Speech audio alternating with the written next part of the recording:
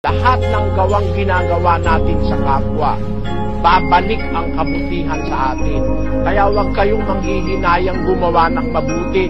Kahit na yung ginawa niyong mabuti, hindi na-appreciate, hindi kinilala nung ginawa mong mabuti.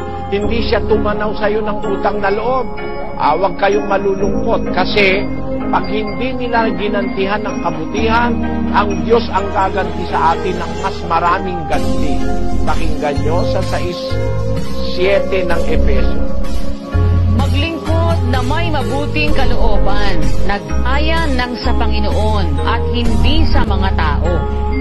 Yamang napag-aalaman na anumang mabuting bagay na gawin ng bawat isa ay gayon din ang muling tatanggapin niya sa Panginoon, maging alipin o laya. Ayun, mapapag-alaman ng wika na alinmang mabuting bagay na gawin ng bawat isa. Ano man yung ginawa nating mabuti, gayon din ang muling tatanggapin natin sa Panginoon.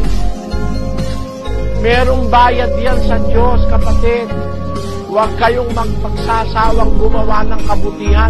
May bayad ang Diyos diyan sa bawat gawang mabuti. Kaya nga laging sinasabi ni kapatid na Daniel, ang paggawa ng mabuti hindi magbubunga ng masama. Dahil lahat ng gagawin nating mabuti, babayaran sa atin.